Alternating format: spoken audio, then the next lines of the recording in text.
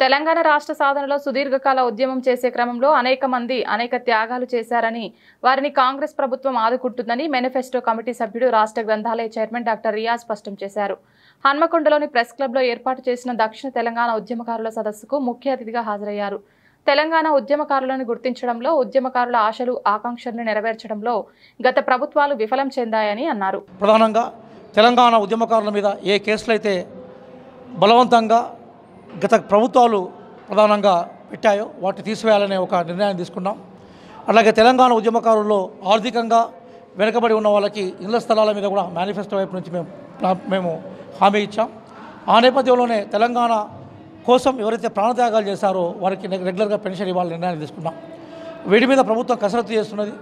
దాదాపుగా సంవత్సర కాలం నుంచి అనేక అంశాల మీద ప్రభుత్వం త్వరితగతిన నిర్ణయాలు తీసుకొని అమలు చేసే క్రమంలో భాగంగానే తెలంగాణ ఉద్యమకారుల ఆశలు ఆకాంక్షలు ఏవైతున్నాయో వాటిని గౌరవించే సాంప్రదాయం కాంగ్రెస్ పార్టీకి ఉంది.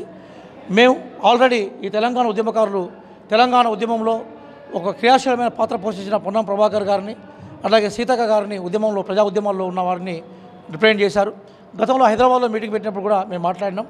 త్వరలోనే తెలంగాణ ఉద్యమకారులకు ఏ వాగ్దానాలు అయితే మేము చేశామో, మేనిఫెస్టో ద్వారా ఏ విషయాలను అమలు పరుస్తామని చెప్పామో, త్వరలో ఈ విషయాలని మేము గౌరవ ముఖ్యమంత్రి రేవంత్ రెడ్డి గారి దృష్టికి తీసుకెళ్లి తప్పనిసరిగా కాంగ్రెస్ పార్టీ తెలంగాణ ఉద్యమకారుల ఆశల్ని ఆకాంక్షలు నెరవేర్చి ఏ తెలంగాణ లక్ష్యాల సాధన కోసం తెలంగాణలో ఈరోజు ప్రజా పరిపాలన కొనసాగిస్తూ ఉన్నామో వాటికి కట్టుబడి ఉంటామని చెప్పేసి మీ ద్వారా ప్రజానికానికి తెలియజేస్తున్నాం.